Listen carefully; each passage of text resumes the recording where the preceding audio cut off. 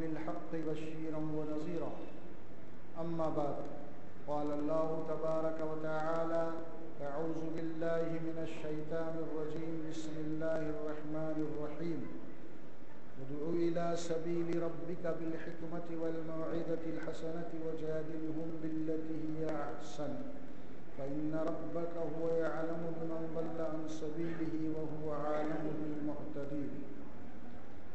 وقال تعالى ومن أحسن قولا ممن دعا إلى الله وعمل صالحا وقال إنني من المسلمين ولا تستوي الحسنة ولا السيئة ادفع بالتي هي أحسن فإذا الذي بينك وبينه عداوة كأنه ولي حميم وإما ينزغنك من الشيطان نزغ فاستعذ بالله إنه هو السميع العليم وما يلقاها إلا الذين صبروا وما يلقاها إلا ذو حظ عظيم وإما ينزغنك من الشيطان نزغ فاستعذ بالله إنه هو السميع العليم.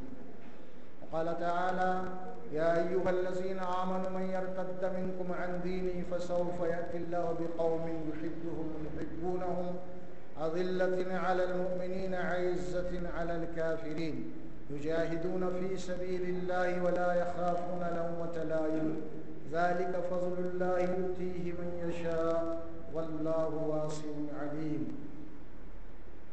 صدق اللہ العظیم وصدق رسولہ الکریم صلی اللہ علیہ وسلم. میرے محترم معزز بزرگوں اور دوستوں، یہ قرآن مجید کی آیت مبارکہ پڑھی گئی ہیں سورہ نحل، سورہ حمیم سجدہ، سورہ المائدہ. جیسا کہ آپ ذرا سماعت فرما رہے ہیں کہ دعوت الی اللہ، گزشتہ آپ نے اس موضوع سے متعلق دعوت کی اہمیت اور ضرورت کے اوپر اس کی گفتگو سماعت فرمائی تھی کہ اللہ تبارک و تعالیٰ نے امت مسلمہ کو اس کام کے لیے چنا ہے، اس کا انتخاب ہوا ہے، جس کو قرآن میں کنتم خیر امت اخرجت للناس کہا گیا. تم ایک بہترین امت ہو جو تم کو دوسرے انسانوں کے لیے نکالا گیا ہے. تمہارا کام ہے کہ لوگوں کو حق کیا ہے بتانا، معروف کیا ہے بتانا، اور لوگوں کو برائی سے روکنا. وَاجْتَبَاكُمْ، اللہ نے تم کو اس کام کے لیے چن لیا. دعوت کا سلسلہ تمام انبیاء اکرام کی جو بعثت ہوئی ہے، جتنے بھی پیغمبروں کو اپنی اپنی قوموں کی طرف جو بھیجا گیا ہے، ان انبیاء اکرام کے بعثت کا مقصد یہی تھا کہ اللہ کے بندوں کو اللہ کی طرف بلائے، اللہ کی طرف دعوت دے. اور یہ سلسلہ رسول اکرم صلی اللہ علیہ وسلم کے اوپر اس کو محفوظ کر دیا گیا اور نبیوں کے سلسلے کو ختم کر دیا گیا. اب یہ فریضہ دعوت الی اللہ کا اللہ تبارک و تعالیٰ نے امت مسلمہ کے کندھوں کے اوپر رکھا. قرآن مجید میں اللہ تبارک و تعالیٰ نے فرمایا کہ وَلِكُلِّ أُمَّةٍ رَسُولٌ، ہر امت کے لیے ایک رسول ہے، ہم نے بھیجا ہے. وَلِكُلِّ قَوْمٍ ہاد، ہر قوم کے لیے ایک ہاتھ ہے. سورہ فرقان میں اللہ سبحانہ و تعالیٰ فرماتے ہیں وَلَوْ شِئْنَا لَبَعَثْنَا فِي كُلِّ قَرْيَةٍ نَذِيرًا فَلَا تُطِعِ الْكَافِرِينَ وَجَاهِدْهُمْ بِهِ جِهَادًا كَبِيرًا. اگر ہم چاہتے تو ہر گاؤں میں، ہر بستی میں، ہر کھیڑے میں ایک ڈرانے والا، ایک متنبع کرنے والے کو ہم بھیج دیتے، روانہ کر دیتے. لیکن اللہ تبارک و تعالیٰ نے فرمایا کہ اب اللہ تبارک و تعالیٰ اس سلسلے کو ختم کر دیا ہے. وَلَوْ شِئْنَا لَبَعَثْنَا فِي كُلِّ قَرْيَةٍ نَذِيرًا. اس کے بعد اللہ نے امت مسلمہ کو مخاطب ہوتے ہوئے فرمایا کہ فَلَا تُطِعِ الْكَافِرِينَ، اے مسلمانوں منکرین حق کے تم افکار کے، ان کے خیالات، ان کے عقائد، ان کے اعمال کی اتباع مت کرو. فَلَا تُطِعِ الْكَافِرِينَ، جو منکرین حق ہے ان کے راستے پہ مت چلو، ان کے افکار، ان کے کردار، ان کے عقائد کو مت اپناؤ. وَجَاهِدْهُمْ بِهِ جِهَادًا كَبِيرًا، اور قرآن مجید کے ذریعے سے ان کے خلاف جہاد کبیر کرو، بڑا جہاد. سب سے بڑا جہاد جو ہے وہ علمی جہاد ہے. تلوار کا جہاد نہیں ہے، بمباری کا جہاد نہیں ہے، گن کا جہاد نہیں ہے، جہاد ہے علمی جہاد. آدمی کو دلائل کے ذریعے سے، لاجک کے ذریعے سے اسے مطمئن کیا جائے کہ جو بات آپ بول رہے ہیں. طاقت کے ذریعے سے اپنانے کا نہیں ہے معاملہ، کسی کے اوپر جبر کرنا نہیں ہے، بلکہ لاجکلی طور پہ آپ کو سمجھانا ہے، دعوت دینا ہے. اس لیے قرآن مجید میں جو بات فرمائی ہے کہ فلا تطیع الکافرین وجاہدہم بہ جہادا کبیرا، کہ اس قرآن مجید کے ذریعے سے تم منکرین حق کے خلاف جہاد کرو، یعنی منکرین حق، دین حق کے اوپر جو بھی اعتراضات کر رہے ہیں اس کا جواب تم اس قرآن مجید سے دو، تلوار سے نہیں، بم اور گم سے نہیں، علم کا جواب دیا جا رہا ہے۔ اور جہالت کا جو جواب ہے علم کے ذریعے سے دیا جاتا ہے، جہالت کا جواب جہالت کے ذریعے سے نہیں دیا جاتا۔ اگر وہ جاہل ہے تو آپ بھی اس کو جناب کو طاقت سے مار توڑ کے اس کو نہیں سمجھا سکتے، آپ کو سمجھا علم۔ اسی لیے قرآن کے متعلق فرمایا وجاہدہم بہ جہادا کبیرا، قرآن مجید کے ذریعے سے جہاد کبیر کرو۔ قرآن مجید کیا ہے؟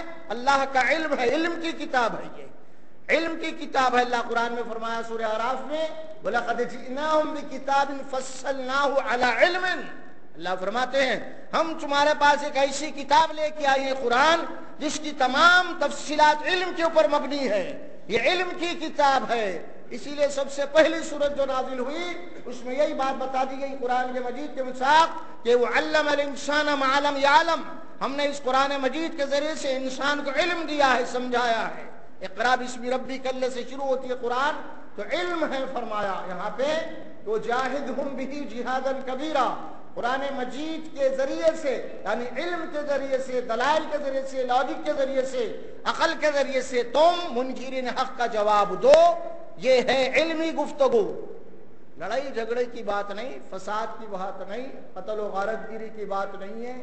اسلام جو نہ کوئی بم کلچر ہے نہ گل کلچر ہے، نہ بم کلچر کا نام اسلام ہے، نہ گن کلچر کا نام ہے۔ گم کو آپ گن اٹھا لے رہے ہیں، آپ خودکشیاں دستے ہو رہے ہیں، آپ یہ نہیں سکھاتا اسلام۔ آپ اسلام نام ہے کلچر، اس بات کا علمی کلچر ہے، علم۔ اور آج کا انسان ظاہر ہے کہ آپ دیکھتے ہیں جس دور سے ہم گزر رہے ہیں یہ دور سائنٹیفک دور ہے، یعنی علم کا دور ہے۔ آدمی کو علم کے ذریعے سے آپ سمجھا سکتے ہیں، مطمئن کر سکتے ہیں، نہیں بھائی میرے بابا یہ بولے، میرے اماں یہ بولے، میں فلاں کتنا ہی، علم کے ذریعے سے، دلائل کے ذریعے سے۔ اسی لیے اللہ فرمایا 1400 سال پہلے جو علم آنے والا ہے، دور علم کا زمانہ، سائنٹیفک دور آنے والا ہے، اسی لیے اس قرآن کو ہم نے تا قیامت تک کے لیے جتنے بھی علوم ایجاد ہونے والے ہیں ان سب کا جواب اس قرآن میں ہم نے دیا ہے، لہذا تم اس قرآن کے ذریعے سے ان سے گفتگو کرو۔ یہ ہے وَلَا تُطِعِ الْكَافِرِينَ وَجَاهِدْهُمْ بِهِ جِهَادًا كَبِيرًا، تم اس قرآن کے ذریعے سے جہاد کبیر، سب سے بڑا جہاد ہے یہ علمی جہاد۔ اور جو علم کے میدان میں کامیاب ہو گیا ہے تو سب سے بڑا کامیاب ہے، سب سے بڑا کامیاب ہے وہ۔ اسی لیے بات فرمائی گئی یہاں پہ اللہ خاص طور پہ اللہ سبحانہ و تعالیٰ نے فرمایا کہ دعوت اور اس کی ذمہ داری امت مسلمہ کے ہر فرد کے اوپر یہ چیز فرض ہے، ہر اعتبار سے فرض ہے۔ رہا جس کو جتنا معلوم ہے اس کے اوپر اس کو اتنا عمل کرنا چاہیے، اور عمل کرنے کے لیے اسے علم حاصل کرنا چاہیے، یہ بات ہے۔ انشاءاللہ دعوت کے معاملے میں دعوت کی ذمہ داری کے متعلق گفتگو ہوئی تھی۔ اب دعوت کا انبیاء کرام کا جو طریقہ قرآن میں بتایا گیا ہے وہ کیا ہے؟ دیکھیے زمین کے اوپر، اس زمین کے اوپر سب سے بڑا اور سب سے زیادہ اگر کوئی نازک کام ہے تو وہ دعوت کا کام ہے۔ سب سے بڑا کام، سب سے نازک کام اگر کوئی ہے تو وہ دعوت اللہ کا کام ہے۔ اسی لیے اس سب سے بڑے کام کے لیے اللہ تبارک و تعالیٰ انبیاء کو بھیجا ہے، اسی لیے ان کا مقام بھی سب سے بڑا ہے انسانوں میں، اور سب سے بڑا نازک کام ہے یہ۔ اس کے لیے آدمی کو سیکھنا پڑتا ہے، علم حاصل کرنا پڑتا ہے۔ اسی لیے دعوت دینے کے سلسلے میں یہاں جو باتیں بتائی گئی سورہ نحل کی آیت میں آپ کے سامنے پڑھا، اس میں اللہ سبحانہ و تعالیٰ فرماتے ہیں ادعو الی سبیل ربک بالحکمت والموعظۃ الحسنۃ وجادلہم باللتی ہی احسن۔ تین باتیں، تین اسٹیجز بیان کیے گئے دعوت کے ضمن میں۔ ادعو کے معنی بلاؤ، دعوت دو، ادعو دعوت دو، بلاؤ اسلام کی طرف، الی سبیل ربک اپنے رب کے راستے کی طرف، یعنی اسلام کی طرف۔ ادعو الی سبیل ربک کیسے بلاؤ؟ بالحکمت، حکمت کے ساتھ۔ دعوت اور حکمت دونوں لازم اور ملزوم ہے۔ اللہ کی طرف اگر آپ کو بلانا ہے تو حکمت کا طریقہ اختیار کرنا پڑے گا۔ حکمت حکمت جسے اللہ نے نبی کے متعلق جو بات فرمائی وہ یعلمکم الکتاب والحکمہ، یہ نبی جو ہے تمہیں قرآن کی بھی تعلیم دیتے ہیں اور حکمت کی بھی تعلیم دیتے ہیں. حکمت کیا ہے تمہیں سکھاتے اور سمجھاتے ہیں. اور یہاں فرما ادعو الی سبیل ربک بالحکمت، کہ تم لوگوں کو بلاؤ اپنے رب کے راستے کی طرف، اللہ کے دین کی طرف، اسلام کی طرف. تو کیسے بلاؤ؟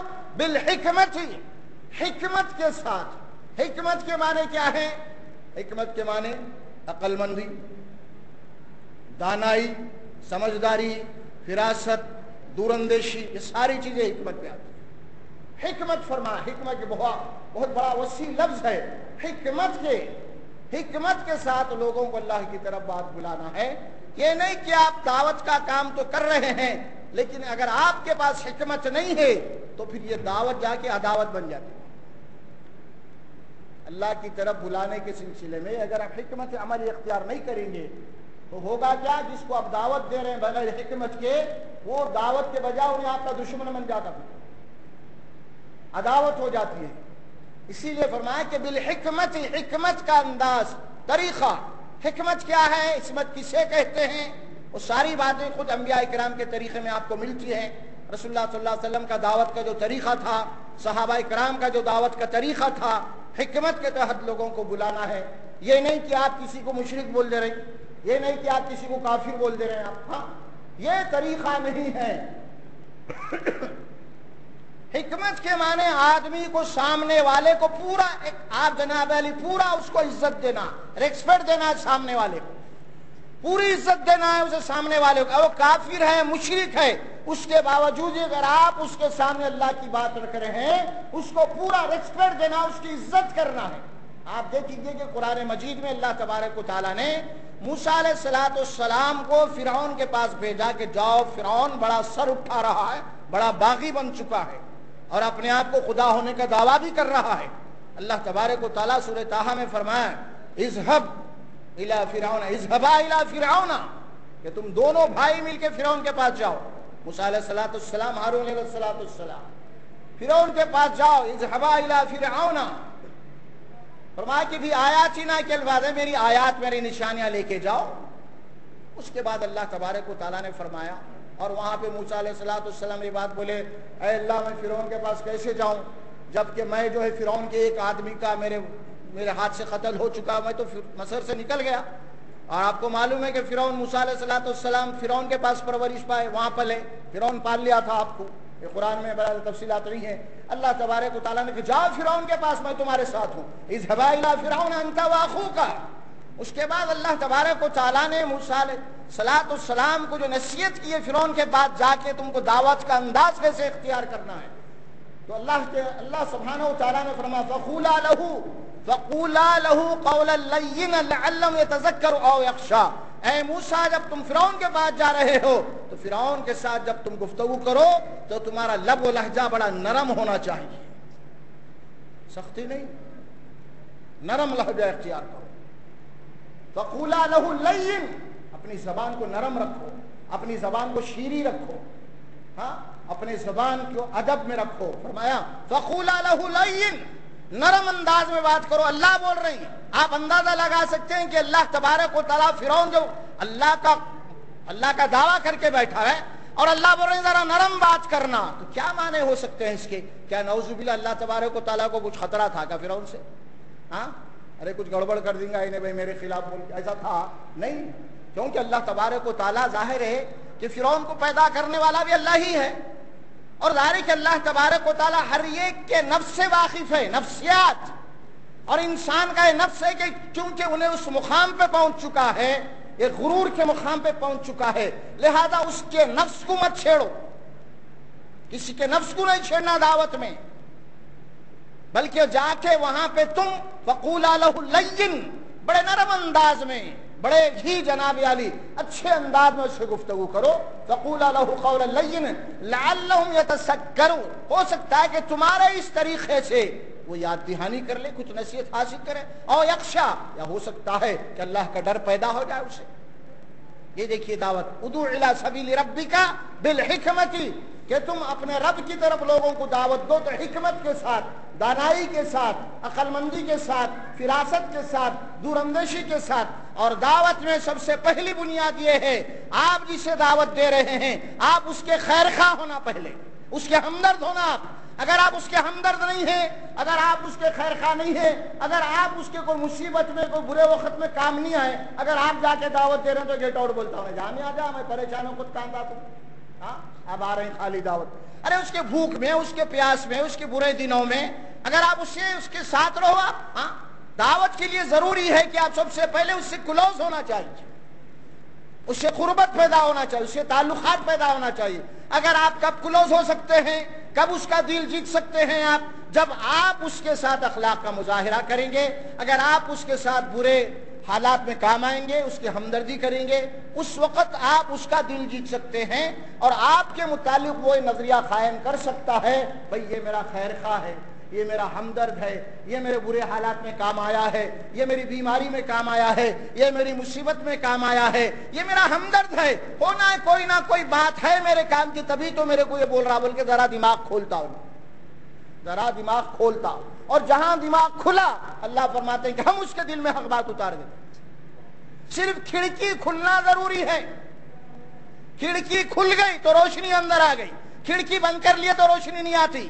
اسی لیے بولا کہ کھڑکی کھولنا تمہارا کام ہے اور روشنی کو پہنچانا، ہدایت کو پہنچانا ہمارا کام ہے. تم کھڑکی کھولو صرف وہاں جا کے. فَقُولَا لَهُ قَوْلًا لَيِّنًا لَعَلَّهُ يَتَذَكَّرُ أَوْ يَخْشَىٰ.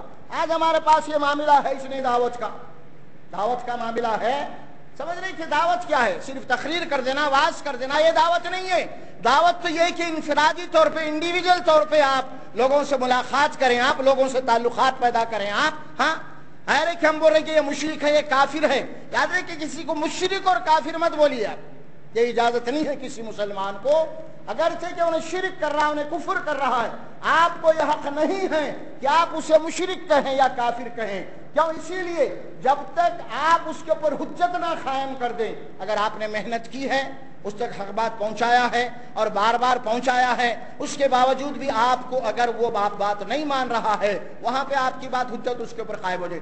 آپ اس کو بات ہی نہیں بولے، اس کو منکر بول دے رہے ہیں. آپ منکر کے معنی کیا ہے؟ انکار کرنے والا. انکار کرنے والا، انکار کے معنی کیا ہے؟ آپ اس کے سامنے بار بار حق بات سمجھا رہے ہیں، لیکن انہیں سمجھانے کے بعد اگر انکار کر رہا تو انہیں جو ہے منکر کافر کہلاتا ہے. آپ بولنے سے پہلے اس کو کافر بول دے رہے. یہ کیا بات ہے بھائی؟ کافر کے معنی انکار کرنے والا. دیکھیے رسول اللہ صلی اللہ علیہ وسلم پورے 13 سال مکے میں رہے، مکے میں، اور مکی زندگی میں جتنے بھی آیات نازل ہوئی وہ یا ایھا الناس کی تھی دعوت، اے انسانوں. 13 سال، کچھ کم 12 اور 13 سال کے درمیان میں جب مکے کے اوپر پوری حجت پوری ہو گئی مکے والے مکہ کے اوپر، اب مکہ چھوڑنے کا وقت قریب آ رہا ہے، تو اس وقت قرآن کی وہ آیت نازل ہوئی جو قل یا ایھا الکافرون ہے. قل یا ایھا الکافرون لا اعبد ما تعبدون. 12 سال تک آپ نے محنت کی ہے، حق بات سمجھایا ہے، اس کے بعد جو لوگ انکار کیے، اب یہ ہو رہی کہ اے منکرینو، اب ظاہر ہے کہ تمہارا دن تم کو، ہمارا دن ہم کو. یہ کب کی بات ہے؟ 12 سال کے بعد یہ صورت نازل ہوئی. ہم کیا کر رہے ہیں؟ شروع ہوتے کافر بول دے رہے، اس سے نہ کبھی ملے، نہ کبھی بات کرے، نہ کبھی اسلام پہنچائے، نہ قرآن کسے بولتے، اللہ کسے بولتے، رسول کسے بولتے، اسلام کسے بولتے، کبھی اس کو بتائے سے نہیں. بتانے سے پہلے آپ کافر بول رہے ہیں، حالانکہ بتانے سے پہلے بول رہے ہیں سب سے پہلے تو ہم مجرم ہیں. کس بات کے مجرم ہیں؟ اللہ کا پیغام، اللہ کی امانت جو ہمارے پاس ہے، جو انسانوں کو پہنچانے کے لیے ہم کو امانت دار بنایا گیا تھا، ہم مجرم ہیں. پہلے مجرم تو ہم ہیں. پہلے کیا بتائے ہم کسی کو اللہ کی بات؟ بولیے ادعو الی سبیل ربک بالحکمت، حکمت ہونا، عقل مندی ہونا، دانائی ہونا.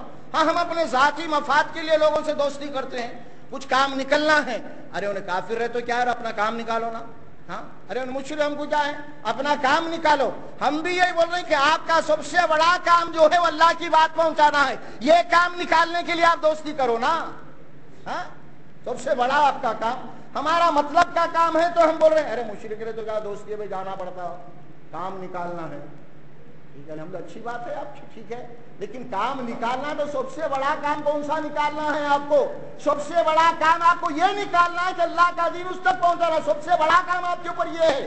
آپ اس کام یہ کام نکالنے کے لیے تعلق پیدا کیجیے۔ آپ کافر نہیں بول سکتے، آپ کسی کو بھی مشرک نہیں بول سکتے آپ، کیونکہ اللہ تبارک و تعالیٰ قرآن میں بات بول دیا ہے، سب آدم کی اولاد ہیں، پورے ایک ہے انسان بحیثیت کے، سمجھ میں آ رہا؟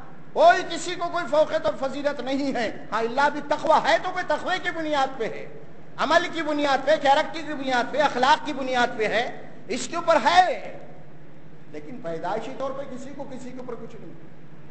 دونوں برابر پیدا ہو رہے ہیں گھر میں، دونوں 9 مہینے ماں کی پیٹ میں رہ کے آ رہے ہیں باہر، دونوں کی زچگی ہو رہی، دونوں کو بھی ماں کا دودھ پی رہے ہیں، دونوں کی ماں کے پاس بھی وہی سمٹس وہی خیالات ہیں، اور دونوں کی ماں بھی وہی 2 مہینے 2.5 مہینے 2.5 سال 3 سال دودھ پلا رہی ہے۔ اس کا پیدا ہونا، اس کا دودھ پینا، اس کا لڑکپن، اس کا بچپن، مسلمانوں ہندو سب برابر ایکول ہے، یہ نیچر ہے، یہ فطرت اللہ ہے، یہ سنت اللہ ہے، سب اس کے اندر ایکول ہے۔ اس کے بعد ایمان اور کفر کا معاملہ تو چوائس اور انتخاب کا ہے، یہاں پہ انتخاب۔ اسی لیے اللہ تبارک و تعالیٰ نے امت مسلمہ کے مسلمان کے گھر میں جو بچہ پیدا ہوتا ہے سب سے پہلے اس کے کان میں اذان دی جاتی ہے اللہ اکبر، دوسرے کان میں پڑھائی جاتی ہے، اس کے بعد اقامت قد قامت الصلاۃ۔ لیکن یہ غیر مسلم کے گھر میں بچہ پیدا ہوا تو کیا ہوگا؟ اس کے گھر میں کوئی اذان ہوئی، پیدا ہوتے تو وہاں پہ پجاری آتا، اس کا کیا کر کے نکل جاتا، تو پھر اس میں اس کا کیا قصور ہے پیدا ہونے والے کا؟ وہ تو صاحب بولے گا آپ کیا، آپ تو مسلمان کے گھر میں پیدا ہوتے آپ کو اسلام مل گیا، میرا کیا قصور ہے جو مشرک کے گھر میں پیدا کہ میں مشرک بن گیا؟ کیا جواب ہے؟ کیا جواب دیں گے ہم؟ اسی بات کو اللہ نے جو بات فرمائی گزشتہ جمعہ میں آپ کے سامنے رکھا تھا وہ کیا تھی؟ شہداء علی الناس، کہ تم انسانوں کے اوپر گواہ ہو۔ جو بچہ اس گھر میں پیدا ہوا ہے جس کی کان میں نہ اذان نہ اقامت کی رکعت پڑی ہے، اب مسلمان اس کی کان میں بعد میں شعور میں آنے کے بعد یہ کلمات ڈالنا ہے، اس کے کان میں ڈالنا، اس کے کان میں نہیں۔ آپ کو ملی وراثت میں، اب ہر مسلمان وہ شہید اور گواہ ہے۔ اب تم کو گواہ بنایا گیا ہے ان بچوں کے اوپر جو جن گھرانے میں پیدا ہوئے ہیں، جن کو پیدائشی طور پہ دین نہیں ملا، اب یہ امت مسلمہ کے لوگوں کے اوپر فرض ہے اب یہ حق، یہ شہادت ان تک پہنچائے، ورنہ پھر معاملہ اللہ کے پاس انہیں صاف بولیں گے اللہ میرے کیا قصور تھا، انہیں مسلمان کے گھر میں پیدا ہوتے اس کو اسلام مل گیا، اور میں مشرک کے گھر میں پیدا ہوا، میرا کیا قصور ہے، لہذا مجھے کیوں عذاب دیتے ہیں اللہ؟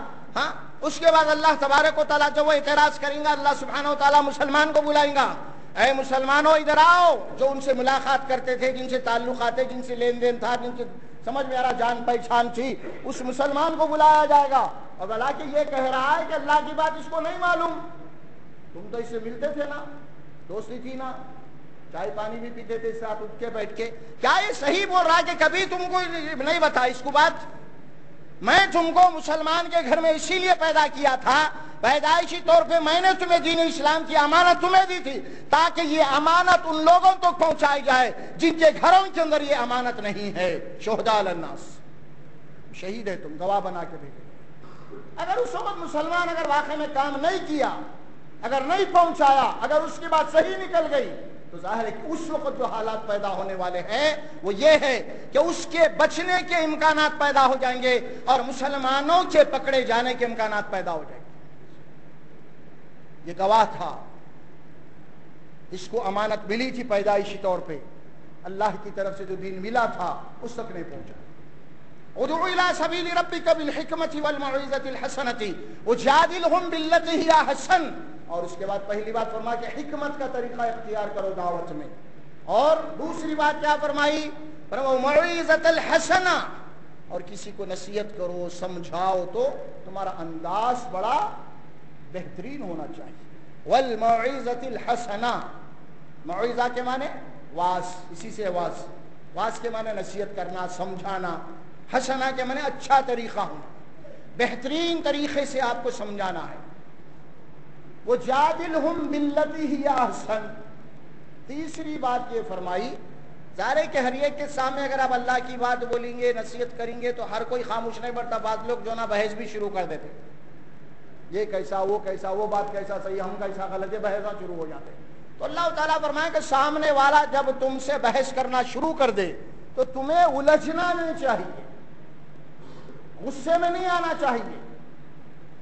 وجادلہم باللتی ہی احسن، اور اچھے طریقے سے پیار بھرے انداز میں اسے بات کو سمجھانا چاہیے، اور اس کی جو گفتگو ہو رہی ہے تمہارے حق کے خلاف، اس کے دل میں اتارنے کے لیے کیا کیا طریقے ہو سکتے ہیں لاجکلی طور پہ، اسے تمہیں اختیار کرنا چاہیے۔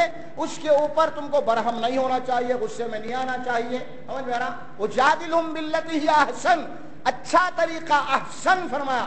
دعوت کے لیے سب سے اچھا طریقہ اختیار کرنا پڑے گا، بہترین طریقہ،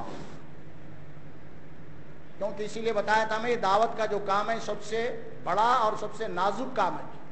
اگر اس میں ذرا سی بھی کوتاہی ہو جائے، غلطی ہو جائے، تو پھر یہ دعوت جا کے عداوت بن جاتی ہے، عداوت بن جاتی ہے۔ اسی لیے وجادلہم باللتی ہی احسن، طریقہ بہترین ہونا چاہیے، اچھا طریقہ ہونا۔ اچھے طریقے سے مراد کیا ہے؟ اب آپ دیکھیے، آپ دنیا کے اندر دیکھ رہے ہیں، سب سے بہترین بزنس مین یا سیلس مین کون ہوتا ہے؟ کسی دکان پہ آپ گئے، کسی جنرل پہ، کسی شاپنگ مال میں گئے، جو چیز آپ کو ہونا ہے، جو برانڈ آئٹم، اگر آپ اس کو بولے وہ نہیں ہے، تو اس وقت بہترین سیلس مین وہ ہے جو آپ کو مطمئن کرے کہ کوئی دوسرے برانڈ کا مال آپ کو چیپ دے، وہ بہترین سیلس مین کہلاتا ہے۔ اگر آپ پوچھے کیا وہ یہ برانڈ کا مال ہے، نہیں ہے، واپس آ گئے، وہ کمال نہیں کیا سیلس مین۔ سیلس مین صحیح وہ ہے، صحیح بزنس مین وہ ہے، صحیح تاجر وہ ہے جو آپ نے مانگا برانڈ وہ تو نہیں ہے، لیکن آپ کو مطمئن کر کے دوسرا برانڈ کا دے دیا، وہ کامیاب تاجر ہے، وہ کامیاب تاجر ہے۔ اسی لیے آپ کاؤنٹر پہ بیٹھے ہوئے ہیں، بہترین سیل مین کون ہو سکتا ہے؟ کئی مزاج کے گاہک کسٹمر آپ کے پاس آتے ہیں، آپ سے الجھ بھی جاتے ہیں، غلطی اس کی ہوتی ہے لیکن آپ کے اوپر غلطی ڈال دیتا ہوں، لڑائی جھگڑا ہو جاتا ہے۔ تو بہترین دکاندار وہ ہے، کیا کرتا ہے ایسا دکاندار؟ بہترین دکاندار، حالانکہ غلطی کسٹمر کی ہے لیکن پھر بھی انہیں کیا کرتا؟ معافی چاہتا۔ یا بچے کو بہرے کیوں تکرار کر رہا، صاحب کیا بول رہے سن، حالانکہ معلوم ہے انہیں غلطی کر رہا، دیکھ رہا انہیں، غلطی اس کی ہے کسٹمر کی، لیکن اپنے کام کرنے والے کو غلط جناب علی تنبیہ کر رہا، اے صاحب کیا بول رہے ہیں سن، کیا ہونا دوسرا دے، وہ نہیں ہے کیا، یہ حالانکہ غلطی اس کی ہے۔ کیوں؟ اگر وہ اپنے نوکر کے مقابلے میں کسٹمر سے گھس لے تو کسٹمر ٹوٹ جاتا اس کا، یہ ایک نہیں ٹوٹتا، ایک ٹوٹا تو اور 10 کو توڑ دیتا انہیں جا کے۔ یہ بہترین سیلس مین ہوتا ہے۔ اور کیجیے آپ دنیا کے اندر اس کے اوپر، بزنس مین کے اوپر جو کورس کیے جا رہے ہیں، جو ڈگریاں دی جا رہی ہیں، اسلام نے سب سے پہلے جو بات بتائی ہے، تمہارا سب سے بڑی جو تجارت ہے وہ تجارت کیا ہے معلوم؟ یا ایھا الذین آمنوا هل ادلکم علی تجارۃ تنجیکم من عذاب الیم، سب سے بڑی تجارت یہ ہے کہ تم کل جہنم کی آگ سے بچ جانا۔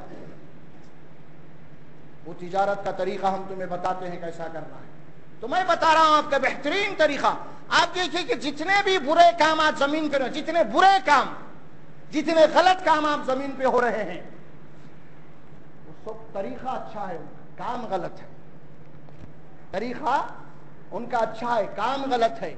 اگر آپ بڑے بڑے اسٹار ہوٹلوں میں چلے جائیں گے جہاں پہ برائی ہو رہی ہے، جہاں پہ شراب کباب سب کچھ ہے، لیکن آپ اندر داخل ہونے کے بعد میں جب ریسیپٹ پہ جائیں گے، اندر داخل ہوں گے تو آپ سے اس قدر اخلاق سے پیش آئیں گے کہ پوچھئے مت۔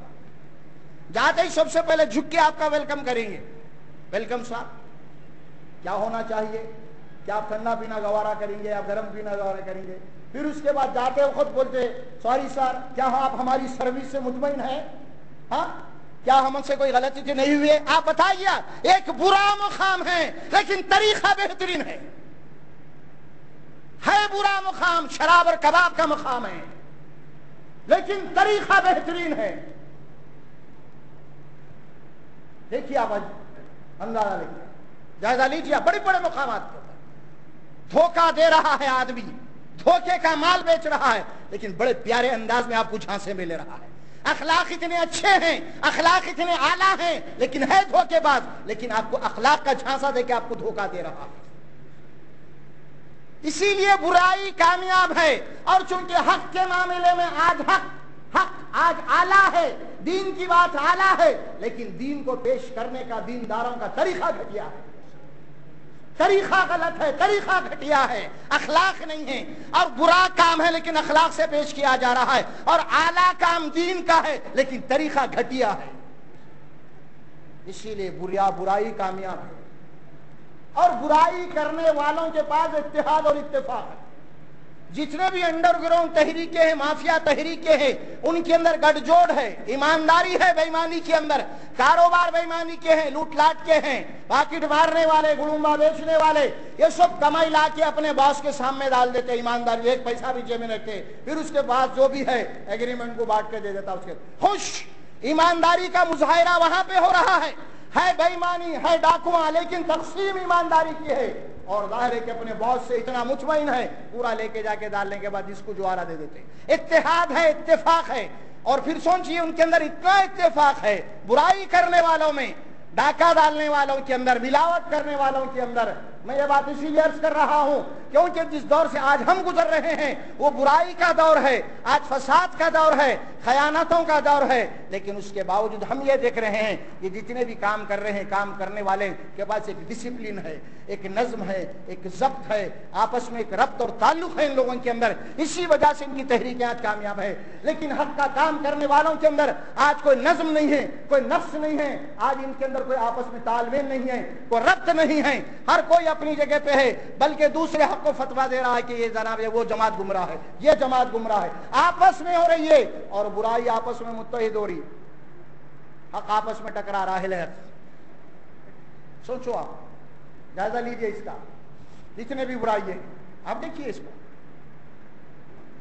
اسی لیے اللہ سبحانہ و تعالیٰ قرآن میں مجید میں فرمایا کہ وَجَادِلْهُمْ بِالَّتِي هِيَ أَحْسَنُ، احسن طریقہ ہونا۔ اس زمین کے اوپر جتنے طریقے، ایک ہے حسن، حسن کے معنی اچھا طریقہ، اور ہے اور سین اور نون جسے کہتے ہیں حسن، اچھا طریقہ۔ یہ ہے سے پہلے اگر الف آپ لگا دیں گے تو جتنے طریقے آج زمین پہ ہیں ان سب سے اچھا طریقہ تمہارا ہونا۔ الف اضافہ کا کر دے تو اس کے معنی ہوتے ہیں، حسن کے معنی اچھا طریقہ، اور احسن کے معنی جتنے بھی طریقے دنیا میں ہیں، جو بھی کاروبار کرنے والوں کے، ان سب سے بہترین طریقہ، اعلیٰ طریقہ وہ اہل حق کا ہونا چاہیے۔ وَجَادِلْهُمْ بِالَّتِي هِيَ أَحْسَنُ۔ آج ہم ایک دوسرے کے خلاف ہیں، کہاں سے دعوت ہماری کامیاب ہوئی؟ طریقہ دعوت کیا ہے؟ وَمَنْ أَحْسَنُ قَوْلًا مِّمَّنْ دَعَا إِلَى اللَّهِ وَعَمِلَ صَالِحًا وَقَالَ إِنَّنِي مِنَ الْمُسْلِمِينَ۔ اس سے بہتر بات اور کس کی ہو سکتی ہے جو لوگوں کو اللہ کی طرف بلائے، اللہ کی طرف دعوت دے رہا، اللہ کے کام میں لگا ہوا ہے، دعوت و تبلیغ کے کام میں لگا ہوا ہے۔ وَمَنْ أَحْسَنُ قَوْلًا مِّمَّنْ دَعَا إِلَى اللَّهِ وَعَمِلَ صَالِحًا۔ صرف دعوت نہیں دے رہا، صرف تبلیغ نہیں کر رہا، سب سے پہلے جو بات بول رہا اس کے اوپر عمل کر رہا۔ وَعَمِلَ صَالِحًا، دیکھو میں خود بھی عمل کر رہا ہوں، ایسا نہیں خالی واز کر رہا ہوں کھڑا ہو کے۔ کسی بھی دعوت یا تحریک کو کامیاب بنانا ہے تو سب سے پہلے دعوت دینے والا اس کے اوپر پریکٹیکل طور پہ جم جانا۔ اگر دعوت دینے والا صرف دعوت دے رہا اس کے بعد انہیں خود عمل نہیں کر رہا تو اس کے معنی انہیں خود جو بات بول رہا اس کے خلاف ہے، اسے ایکٹنگ کہتے ہیں۔ ایکٹر کیا کرتا؟ ڈائریکٹر جو بولے وہ سنتا۔ ایکٹر کیا کرتا؟ ہر ایکٹر یہی کرتا، دیکھیں ہمیشہ غریبوں کی ساتھ دینا، غریبوں کی بات کرتا، اس کے بعد بولتا ایمانداری کا ہی پلہ، ایمانداری کی جیت ہونے والی سوک بولتا ہے، لیکن وہ صرف کیمرے کے سامنے ہے، لیکن اس کی عملی زندگی میں جا کے تو گھر کے سامنے فقیر کو بھی نہیں آنے دیتا ہوں۔ ارے بھائی آپ تو فلم دیکھے ہم ایسا بولے غریبوں کے لیے تو آپ خون دے دیے، غریبوں کے لیے جان دے دے، ابے وہ ایکٹنگ تھی، وہ حقیقت یہ ہے، وہ ایکٹنگ تھی وہ، اور میں پیسے لے کے ایکٹنگ کر رہا ہوں وہ غریبی کی۔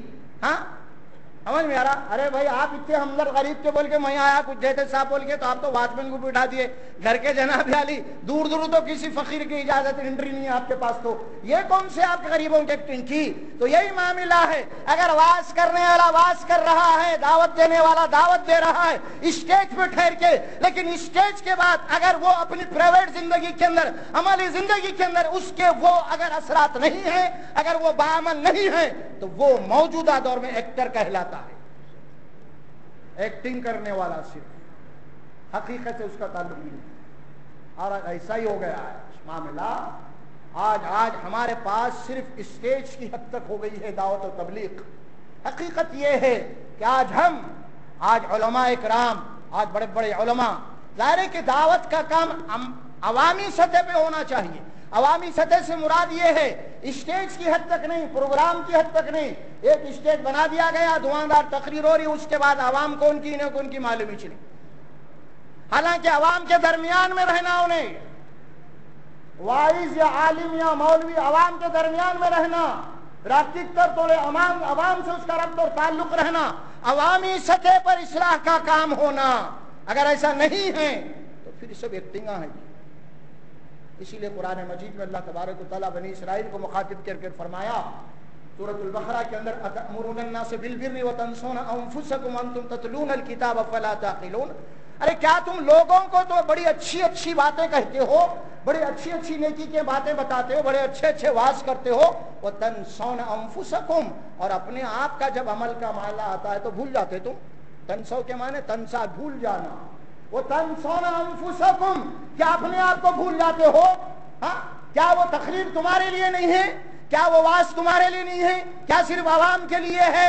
ہاں، وتنسون انفسکم، کیا تم یہ واز اپنے لیے نہیں ہے، تمہارے لیے سب دوسروں کے لیے ہے؟ وتنسون انفسکم، اس کے بعد اللہ بولا وانتم تتلون الکتاب، عوام تو کتاب نہیں پڑھتے لیکن تم تو کتاب پڑھتے ہو نا۔ کیا کتاب میں ایسی بات ہے کیا؟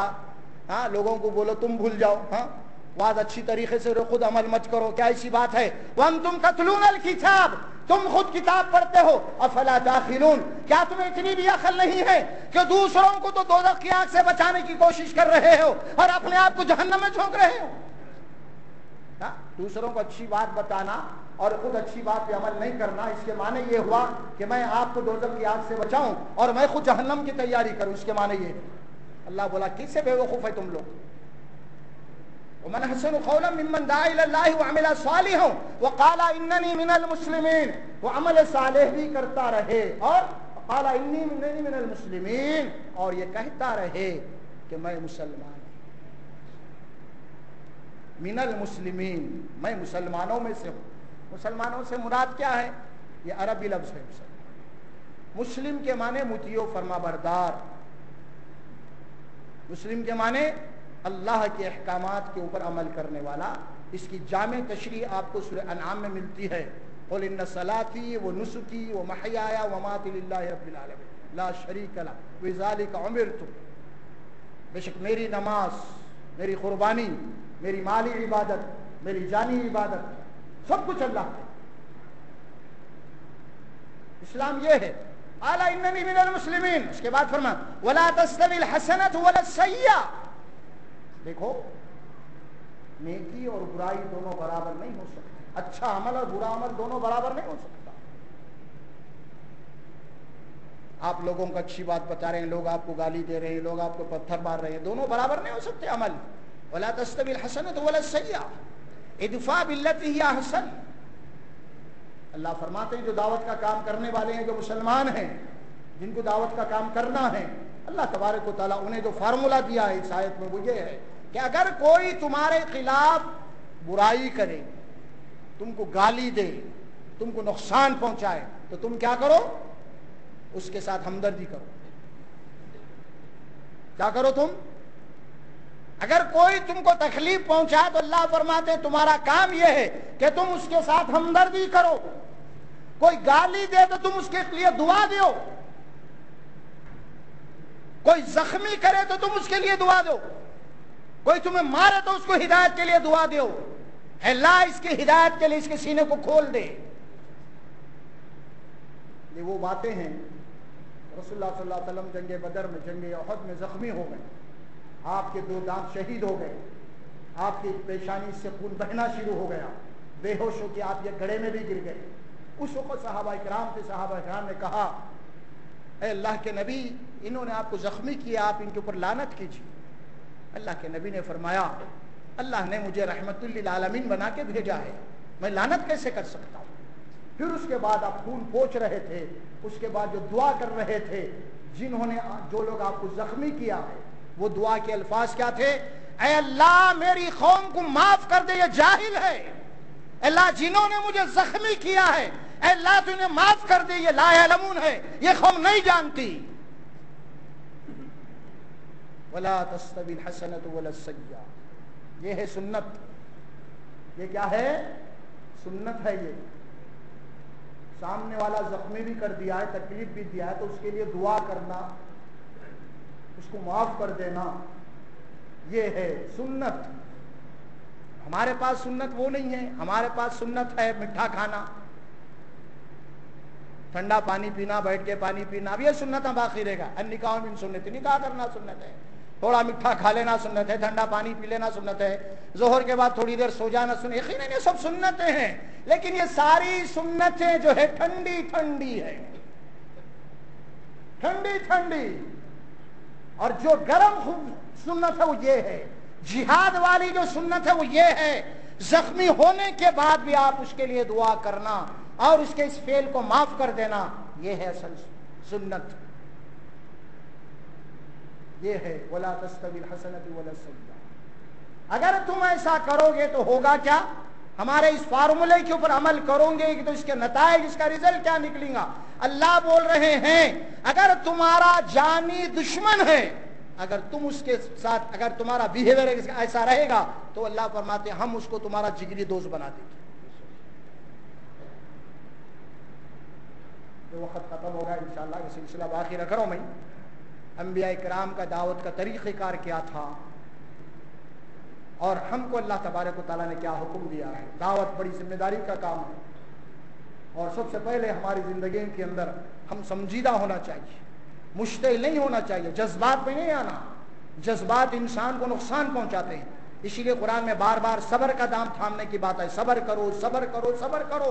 جذبات میں آدمی نقصان اٹھاتا ہے اور بعد میں پریشان ہوتا ہے، میرے کیا غلطی ہو گئی۔ ارے بھائی اللہ بول رہے ہیں تم جذبات میں آتے ہی کیوں، بعد میں پریشان ہوتے کیوں؟ پہلے ہی صبر کا دامن تھام لو نا۔ یہ امت مسلمہ کو سکھائی جا رہی ہے بات، اور آج ہماری اکثریت 99% لوگوں کی جذباتی ہے۔ کچھ بھی نہیں دیکھتے، سامنے والا بندوق لے کے آ رہا تو وہ لاٹھی لے کے بھاگتے، جذبات میں ایسا لاٹھی لے کے بھاگ رہے ہیں، انہوں بھی لاٹھی کی بندوق سمجھ گئے، گولی کھا گئے۔ ارے سامنے والے کے پاس بندوق ہے، ریوالور ہے، تیرے پاس ڈنڈا لے کے بھاگ رہا نہیں۔ جذبات میں مت آؤ، صبر کرو، پلاننگ کے تحت کام کرو، منصوبے کے تحت کام کرو۔ اللہ تعالیٰ منصوبہ سکھایا ہے، پلاننگ سکھایا ہے اللہ سبحانہ و تعالیٰ۔ صبر کے معنی وہ یہ جذبات میں نہیں آنا۔ اور جو ہمارا دشمن ہے، جو ہمارا مخالف ہے، وہ تو کنکر مار کے دیکھ رہا ہے، وہ تو آپ کو کچھ ایسی بات کہہ کے دیکھ رہا ہے، یہ مشتعل ہوتے یا نہیں؟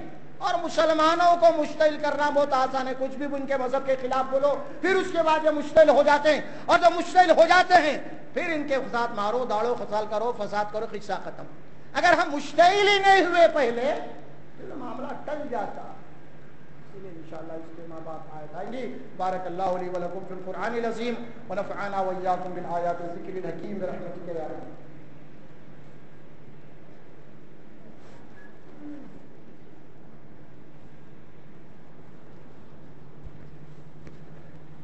اللہ